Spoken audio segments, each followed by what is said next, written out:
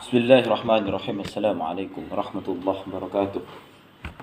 Bismillah, alhamdulillah, salatu wassalamu ala rasulillah Muhammad bin Abdullah wa ala alihi wa sahbihi wa mawalah, amma ba'du. Nama saya Ulil Absar dari Hukum Ekonomi Syariah, Fakultas Syariah Universitas Islam Negeri Maulana Malik Ibrahim, Malang. Di sini saya akan mempresentasikan tentang makalah saya yang berjudul definisi, klasifikasi, dan kedudukan ijtihad dan fatwa dalam hukum Islam.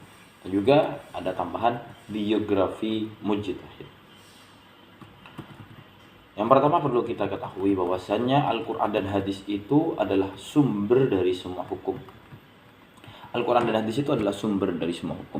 Sedangkan dalam Al-Quran dan hadis itu tidak menjelaskan hukum secara terperinci, atau hanya menjelaskan hukum itu secara global. Bukannya Allah dan Rasulullah itu tidak bisa menjelaskan hukum secara terperinci, bukan. Karena apa? Karena agar terdapat hikmah di dalam hal tersebut. Yaitu apa? Agar mendorong umat manusia itu untuk berpikir dan melakukan penelitian. Itu adalah hikmah dari Al-Quran dan hadis itu dijadikan kontekannya itu adalah sebuah secara global. Dan proses untuk menjadikan sebuah hukum itu yang berasal dari Al-Quran dan hadis itu perlu proses. Yang proses itu diberi nama ijtihad. Ijtihad ini hanya bisa dilakukan oleh seorang mujtahid. Kita tidak bisa menghukumi sebuah masalah langsung mengambil dari Al-Quran dan hadis, itu tidak bisa, kecuali beberapa saja. Tetapi di dalam keseluruhan itu tidak bisa menghukumi semua hukum itu dengan memakai Al-Quran dan hadis, itu tidak bisa. Harus mengambil hukum yang langsung dari ulama atau hukum yang sudah matang. Selanjutnya mengenai definisi ijtihad. Ijtihad itu apa? Ijtihad itu adalah proses menjadikan hukum dari Al-Quran dan hadis untuk dijadikan sebuah hukum. Ijtihad ini kalau berasal dari secara bahasanya adalah pencurahan kemampuan untuk memperoleh sesuatu dari berbagai urusan. Atau bisa kita artikan ijtihad ini adalah bersungguh-sungguh. Secara bahasa itu ringkasnya itu adalah bersungguh-sungguh atau kerja keras, itu adalah ijtihad. Maka karena secara bahasa sudah berarti bersungguh-sungguh atau pengerahan kemampuan, maka ijtihad ini bisa didefinisikan adalah pengerahan segenap kesanggupan oleh seorang ahli fikih atau biasa kita sebut dengan mujtahid untuk memperoleh pengetahuan tentang hukum-hukum syara'. Itu adalah ijtihad. Mengerahkan kemampuan. Jadi bagaimana maksudnya? Al-Quran dan hadis itu global, maka perlu kemampuan yang lebih untuk menjadikan Al-Quran dan hadis itu menjadikan sebuah hukum. Dan proses inilah yang biasa diberi nama dengan ijtihad, yang hanya bisa dilakukan orang yang berijtihad ini disebut mujtahid. Sedangkan klasifikasi ijtihad ini ada beberapa klasifikasi tentang ijtihad. Hukum itu menjadi sebuah hukum dari Al-Quran dan hadis itu ada beberapa proses, beberapa sebab. Yang pertama itu diberi nama dengan ijma'. Ijma' itu apa? Ijma' itu adalah kesepakatan para ulama dalam menetapkan suatu hukum-hukum dalam agama berdasarkan Al-Quran dan hadis dalam suatu perkara yang terjadi.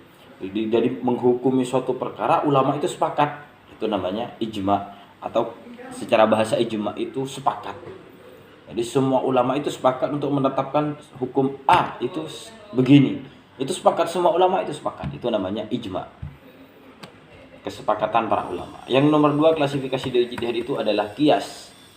Qiyas itu apa? Qiyas itu menggabungkan atau menyamakan, menetapkan suatu hukum, suatu perkara yang belum ada pada zaman ini, terus disamakan dengan hukum yang ada pada zaman sebelumnya. Namun memiliki kesamaan dalam sebab, manfaat, bahaya, dan berbagai aspek dengan perkara terdahulu sehingga dihukumi sama.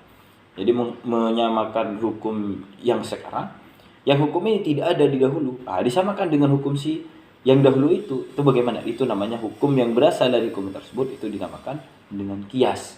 Contohnya itu adalah khomer dulu. Sekarang itu eh, apa namanya, oplosan itu tidak ada di zaman dulu. Di zaman dulu itu oplosan itu tidak ada. Jadi jadilah sebuah jadi ulama memakai jalan pintas yang diberi nama kias untuk menjadikan sesuatu yang memabukkan itu menjadi haram dan disamakan dengan khamar. Menyamakan hukum yang seperti ini dinamakan kias. Atau ya sebabnya apa? Sebabnya itu adalah iskar atau mabuk. Jadi mabuk itu jadi sesuatu yang memabukkan itu dinamakan khamar. Nah, itu tidak ada dalam Al-Quran, itu tidak ada. Muskir itu tidak ada, iskar itu tidak ada. Maka dari kata khamar ini bisa disimpulkan bahwa sesuatu yang memabukkan itu adalah haram. Ini namanya kias. Atau menggabungkan hukum yang sekarang disamakan dengan hukum yang dulu. Karena hukum yang sekarang ini tidak ada dalam hukum yang dulu. Itu namanya kias. Kias ini juga memiliki beberapa definisi menurut beberapa ulama. Yang pertama adalah menyimpulkan hukum dari asal menuju kepada cabangnya. Dari dulu dikumpulkan, dicabangkan dari sekarang. Itu namanya kias menurut ulama. Dan juga tindakan menganalogikan hukum yang sudah dicelakan dalam Al-Quran dan hadis dengan kasus yang memiliki persamaan sebab atau ilham. Itu namanya kias. Yang ketiga, hukum itu, sumber hukum seorang mujtahid itu ada. Yang ketiga adalah istihsan. Istihsan itu kalau secara bahasa mengharap sesuatu yang baik. Itu namanya istihsan. Istihsan itu juga memiliki beberapa definisi. Yang pertama adalah yang paling biasa digunakan adalah fatwa yang dikeluarkan oleh seorang ahli fikih atau mujtahid hanya karena dia merasa hal itu lebih baik atau lebih benar. Itu namanya istihsan. Juga mengganti argumen dengan fakta yang diterima untuk masalah orang banyak. Hukum ini kurang masalahnya kepada orang banyak, maka diganti dengan hukum ini menurut pendapat mujtahid itu sendiri. Itu namanya istihsan. Juga ada yang namanya maslahah mursalah. Masalah mursalah itu apa? Tindakan memutuskan masalah yang tidak ada naskahnya dengan pertimbangan kepentingan hidup manusia, berdasarkan prinsip menarik manfaat dan menghindari kemudaratan. Atau makanya ada dalam sebuah kaidah itu darul mafasid muqaddamun ala jalbil masalih. Ya. Jadi untuk menghindari kemudaratan, ya, maka lebih baik kita itu menarik sesuatu yang bermanfaat saja. Itu namanya maslahah mursalah. Yang ketiga adalah sutut dariyah. Sutut dariyah itu adalah tindakan memutuskan suatu yang mubah menjadi makruh atau haram demi kepentingan umat. Jadi dalam sutut dariyah itu adalah ikhtiyat atau kehati-hatian seorang mujtahid. Hukum yang mubah ini masih ragu, maka mujtahid itu berijtihad untuk menjadikan sesuatu yang mubah itu menjadi yang makruh atau yang haram demi kepentingan umat itu sendiri. Itu namanya sudud dariyah. Yang ketiga itu adalah istishab. Yang selanjutnya, yang keenam, yang selanjutnya itu adalah istishab. Istishab itu adalah tindakan menetapkan berlakunya suatu ketetapan sampai ada alasan yang bisa mengubahnya. Jadi menetapkan berlakunya suatu ketetapan sampai istishab itu belum tok. Itu namanya namanya istishab. Contohnya saja, apabila ada pertanyaan, bolehkah seorang perempuan menikah lagi apabila yang bersangkutan ditinggal suaminya bekerja di perantauan dan tidak jelas kabarnya, atau wifik kesepian ya, yang digantungkan, maka dalam hal ini berlaku adalah keadaan semula, bahwa perempuan tersebut statusnya adalah istri orang sehingga tidak boleh menikah lagi kecuali sudah jelas. Jadi diwakafkan, diberhentikan hukumnya terlebih dahulu, tidak langsung memutuskan sebuah hukum dulu. Itu namanya istishab, menunggu dulu gitu. Mengembalikan hukum yang biasanya, mengembalikan kepada hukum yang asal, itu namanya istishab. Yang selanjutnya klasifikasi dari ijtihad itu adalah uruf. Uruf itu secara bahasanya itu adalah kebiasaan. Uruf itu adalah tindakan menentukan masih bolehnya suatu adat istiadat atau kebiasaan masyarakat setempat selama kegiatan tersebut tidak bertentangan dengan aturan prinsip-prinsip dalam Al-Quran dan hadis. Jadi cinta budaya itu sebenarnya tidak apa-apa. Tapi agak dalam garis besar budaya itu tidak menentang dengan hukum yang ada dalam Al-Quran dan hadis. Selanjutnya saya akan menerangkan tentang kedudukan ijtihad dalam Islam. Faqih dan fuqaha melakukan ijtihad apabila dalam suatu peristiwa yang terjadi tidak ada dasar hukum dan petunjuk nas-nas Al-Qur'an. Jadi mujtahid itu bisa berijtihad apabila nas dan hadis itu tidak menunjukkan dasar yang jelas. Itu boleh melakukan ijtihad. Terus dan juga untuk memahami ketentuan hukum syar'i itu, ijtihad merupakan kebutuhan utama kita untuk mengetahui akal manusia berbeda dengan makhluk lain. Dan perbedaan yang paling menonjol antara manusia dengan makhluk lain adalah akal. Ijtihad itu merupakan sebuah kebutuhan utama bagi kita, agar kita itu memang bisa dibedakan dengan makhluk lain. Itulah perbedaan antara kita. Kita ini adalah hewan. Sama, kita ini adalah hewan. Semua itu adalah hewan, makhluk hidup itu adalah hewan. Agar bisa dibedakan manusia itu adalah hewan yang berbeda. Perbedaan tersebut itu karena manusia itu memiliki akal. Atau bisa disebut dalam kitab itu hayawanun natik, ya. Hewan yang berakal. Itu namanya manusia. Kita ini adalah manusia, jangan lupa. Terus selanjutnya kita telah selesai membahas tentang ijtihad, baik itu definisi, klasifikasi ijtihad maupun kedudukan ijtihad dalam Islam. Nah, selanjutnya yang akan kita bahas adalah definisi dan klasifikasi kedudukan fatwa. Fatwa dalam Islam. Apa itu fatwa? Ketika ada ijtihad, sama-sama ijtihad dan fatwa itu sama-sama memutuskan sebuah hukum dalam Islam. Tapi di dalam keduanya ini memiliki perbedaan. Fatwa menurut bahasa artinya adalah jawaban mengenai suatu kejadian yang merupakan bentuk sebagaimana dikatakan Zamakhsyari dalam kitab Al-Kasyaf dari kata al-fata atau pemuda. Jadi fatwa itu menurut Imam Zamakhsyari dalam kitab Al-Kasyaf.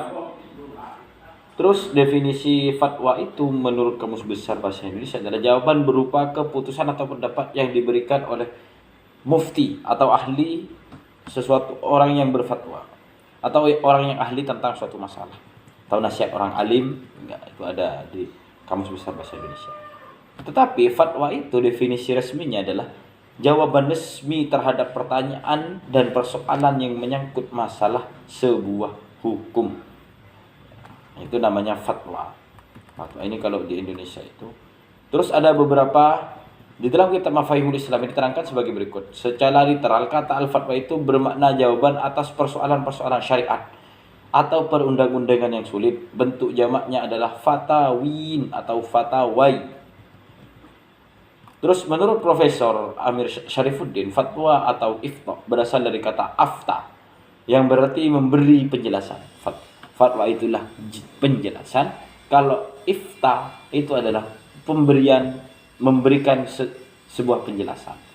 Juga menurut Profesor Amir Syarifuddin, fatwa itu adalah usaha memberikan penjelasan tentang hukum syarak oleh ahlinya kepada orang yang belum mengetahuinya.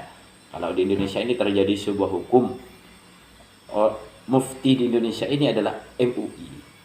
Jadi ada sebuah hukum yang masih ragu-ragu di masyarakat, yang menjadi problematika di dalam masyarakat. Kemudian ada fatwa yang diturunkan oleh MUI yang itu dinamakan fatwa di dalam Islam. Penjelasan dari MUI atau jawaban dari hukum tersebut yang menjadi problematika di dalam masyarakat, dan itu dinamakan fatwa.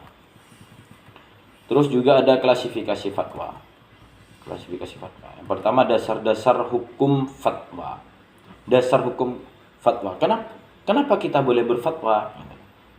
Itu karena ada ayat Al-Quran yang artinya kami tidak mengutus sebelum kamu kecuali orang-orang lelaki yang kami beri wahyu kepada mereka, maka bertanyalah kepada orang yang mempunyai pengetahuan jika tidak mengetahui. Dalam Al-Quran ini memiliki perintah kita itu disuruh untuk bertanya kepada orang yang lebih mengetahui, untuk mengetahui sebuah hukum. Nah, itu dia. Dan orang yang memberikan hukum tersebut bisa dikatakan memberikan sebuah hukum yang bisa dikatakan fatwa. Orang yang memberikan sebuah hukum bagi orang yang bertanya itu adalah fatwa, hukum baru. Ya. Juga ada hadis dasar dari fatwa itu adalah hadis dari Ibnu Abbas radhiyallahu anhu bahwasanya Sa'ad bin Ubadah radhiyallahu anhu minta fatwa kepada Nabi Muhammad, yaitu dia mengatakan sesungguhnya ibuku meninggal dunia, padahal beliau mempunyai kewajiban nadar yang belum ditunaikannya. Rasulullah menjawabnya, tunaikan nadar itu atas nama ibumu. Nabi juga pernah berfatwa. Kemudian juga syarat-syarat mufti. Syarat-syarat mufti. Mufti itu berkedudukan sebagai pemberi penjelas tentang hukum syara. Jadi fatwa itu adalah jawaban atau penjelasan, sedangkan orang yang memberikan jawaban atau penjelasan itu disebut dengan mufti. Yang harus diketahui dan diamalkan oleh umat akan selamat bila ia memberi fatwa yang benar, dan akan sesat bila ia adalah salah dalam berfatwa. Makanya kita itu diwajibkan bertanya kepada orang yang lebih mengetahui atau lebih ahli dalam satu hukum. Maka dari itu mufti atau orang yang berfatwa itu memiliki beberapa syarat. Syarat itu memiliki kategori syarat umum. Orang yang berfatwa itu ialah orang yang mukallaf. Mukallaf itu apa? Mukallaf itu orang yang terkena taklif atau sudah mempunyai kewajiban sebuah hukum. Mukallaf itu mencakup beberapa hal. Yang pertama itu harus Islam. Yang kedua itu dewasa. Yang nomor 3 itu harus sempurna akalnya.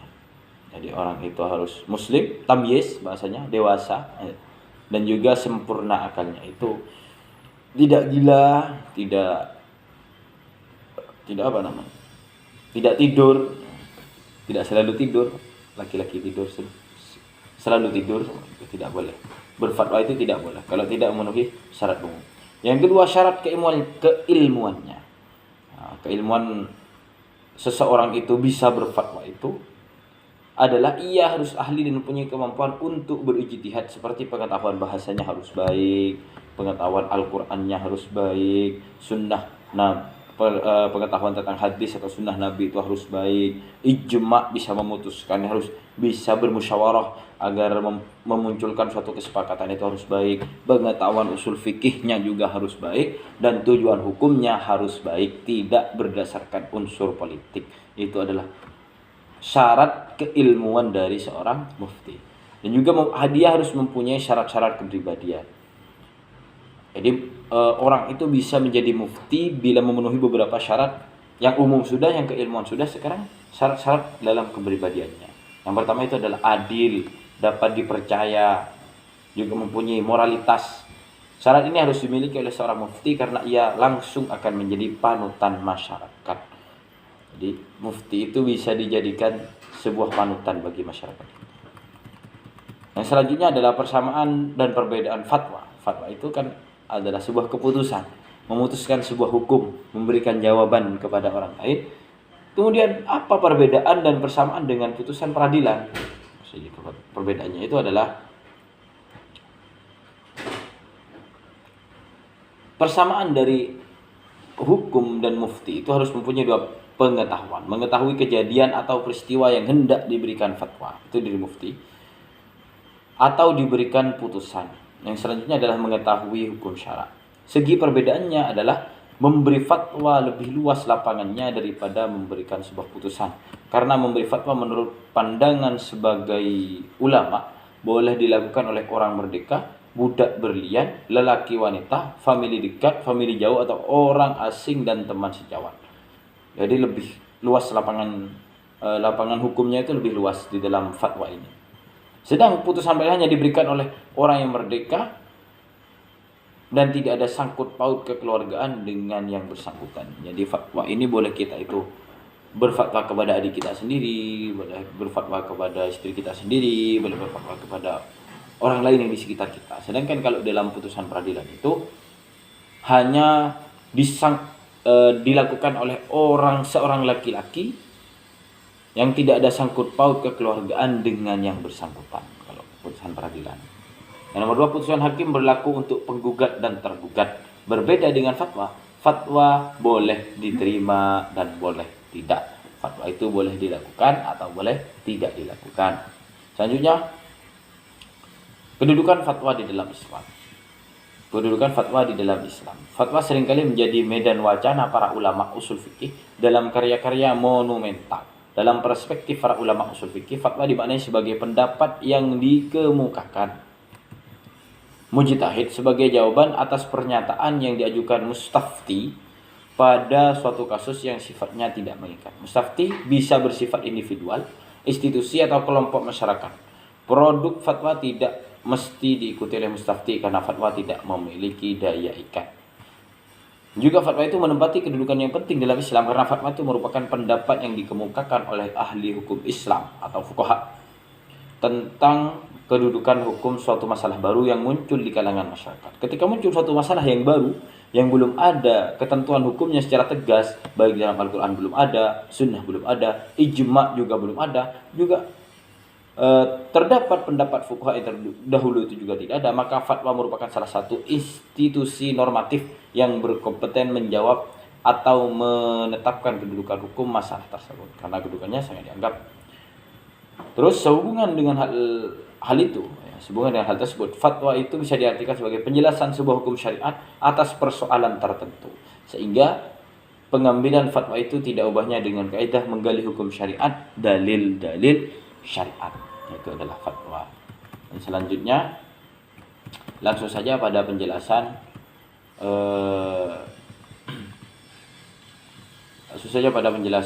biografi mujtahid. Karena ijtihad sudah selesai, fatwa sudah selesai, maka selanjutnya itu biografi seorang mujtahid madhab. Mujtahid madhab itu ada 4. Yang pertama itu madhab Hanafi. Kalau secara urutan itu yang pertama itu adalah madhab Hanafi, madhab Maliki, madhab Syafi'i, dan yang terakhir adalah madhab Hambali. Kita akan menggali biografi dan sejarah mujtahid madhab itu. Yang pertama adalah Imam Hanafi. Imam Hanafi itu dilahirkan pada tahun 80 Hijriah, tahun bersamaan dengan 659 Masehi. Berarti sekitar 1360 tahun yang lalu. Imam Abu Hanifah. Masa hidup Abu Hanifah itu hidup di zaman pemerintahan kerajaan Umayyah dan pemerintahan Abbasiyah. Ia lahir di sebuah desa yang di wilayah pemerintahan Abdullah bin Marwan, yang beliau itu meninggal dunia pada masa Khalifah Abu Ja'far al-Mansur. Ya, setelah kekayaan meliputi hampir seluruh negeri Arab, pengaruh kebedaan material mulai nampak dan merasuk di segenap kehidupan. Percobaan hendak menyatukan antara nas-nas agama dengan kehidupan sekuler mulai timbul. Sebab itu timbul 2 cara dalam memahami ayat-ayat Al-Quran dan hadis Rasulullah. Pertama, berpegang kepada ayat-ayat atau hadis yang tanpa penambahan apapun. Yang nomor 2, menggunakan akal sebagai tambahan dalam menafsirkan ayat-ayat Al-Quran atau hadis yang ada kekeliruan atau hadis yang mutasyabihat. Hadis yang mutasyabihat itu seperti Innallaha 'alal arsy istawa. Maksud Allah diam-diam di atas arasy, kan tidak, itu namanya mutasyabihat. Yadullah fawqa aydihim, itu namanya ayat-ayat mutasyabihat. Tangan Allah itu, masa Allah memiliki tangan, kan tidak, itu namanya ayat-ayat mutasyabihat. Juga Abu Hanifah itu memiliki beberapa keturunan. Keturunan Abu Hanifah itu adalah Sabit, Zuta, Muli Taimullah, dan Taklabah. Dan juga dalam keseharian Abu Hanifah itu adalah seorang pedagang. Ia sudah beralih dari bidang ilmu pengetahuan. Ia seorang yang amanah. Ia memiliki pernah mewakili perdagangan waktu itu, dan ia berhasil meraih ilmu pengetahuan dan perdagangan sekaligus. Itu adalah kehidupan dari Abu Hanifah. Juga menuntut ilmu. Abu Hanifah itu menuntut ilmu di kota Kupah di Irak. Kota ini terkenal sebagai kota yang dapat menerima perubahan dan perkembangan ilmu pengetahuan. Ia seorang yang bijak dan gemar ilmu pengetahuan. Ketika ia menambah ilmu pengetahuan, mula-mula ia belajar sastra Arab. Karena ilmu bahasa tidak dapat digunakan akal pikiran, ia meninggalkan pelajaran ini dan beralih mempelajari fikih. Ia berminat pada pelajaran yang banyak menggunakan pikiran. Jadi Abu Hanifah itu lebih senang pada pelajaran yang lebih mendahulukan pemikiran, senang berpikir. Adapun sejarah Abu Hanifah, murid-murid Abu Hanifah itu banyak, yaitu Abu Yusuf Ya'qub ibnu Ibrahim al-Ansari, Muhammad ibnu Hasan Asy-Syaibani, Zufar ibnu Huzaili, juga Al-Hasan Ibnu Ziyad Al-Lu'lu'i. Guru-guru Abu Hanifah itu ya. Abu Hanifah juga terkenal seorang alim dalam ilmu fikih dan juga tauhid. Menurut para ahli fikih dari Ibrahim, Umar, Ali ibnu Abi Thalib, Abdullah bin Mas'ud dan Abdullah bin Abbas adalah guru-guru dari Abu Hanifah. Terus selanjutnya adalah yang kedua adalah Imam Malik. Imam Malik. Imam Malik ialah seorang imam dari kota Madinah dan imam bagi penduduk Hijaz. Ia seorang dari ahli fikih yang terakhir bagi kota Madinah dan juga yang terakhir bagi fuqaha Madinah. Beliau berumur hampir 9 tahun. Beliau meninggal dunia pada masa pemerintahan Harun Ar-Rasyid di masa pemerintahan Abbasiyah. Zaman hidup Imam Malik adalah sama dengan zaman hidup Abu Hanifah. Perjalanan Imam Malik itu hafal Al-Quran dan hadis Rasulullah. Ingatannya sangat kuat dan sudah menjadi adat kebiasaannya apabila beliau mendengar hadis dari para gurunya terus dikumpulkan dengan bilangan-bilangan hadis yang pernah beliau pelajari. Jadi perjalanan Imam Malik itu memang sudah senang menelusuri hadis-hadis dari Rasulullah. Hingga beliau itu mempunyai kitab karangan yang berjudul Al-Muwatta. Al-Muwatta itu adalah kitab hadis. Juga Imam Malik, murid-murid Imam Malik sudah tersebar di berbagai penjuru dunia. Yang pertama itu adalah Az-Zuhri, Ayyub Asy-Syafi'ani, Abul Aswad Rabi'ah bin Abi Abdurrahman, Yahya bin Sa'id Al-Ansari, Musa bin Uqbah dan Hisham bin Arwah. Juga Imam Malik itu adalah seorang yang tinggi serta lebar bentuk badannya, warna kulitnya putih, dahi luas sehingga hidungnya mancung serta menarik pandangan. Nah, itu adalah sifat budi pekerti Imam Malik itu. Menggunakan barang-barang yang baik dan berharga adalah suatu cara untuk mencintai dengan perkara yang dihalalkan oleh Allah. Hal ini adalah suatu keharusan bagi mereka jika mereka merasa mampu. Imam Malik itu meninggal dunia mengalami sakit selama 20 hari. Pada malam beliau menghembuskan nafasnya yang terakhir dengan secara kebetulan. Bakar Sulaiman As-Sawaf berada bersama mereka di rumahnya. Mereka berkata, "Hai Abdullah, bagaimana keadaanmu sekarang?" Kemudian Imam Malik menjawab, "Aku tidak tahu apa yang aku katakan kepadamu. Cuma aku ingin berkata, adakah kamu semua akan ditentukan pada keesokan hari mendapat kemanfaatan yang tidak diperhitungkan." Juga selanjutnya adalah Imam Syafi'i.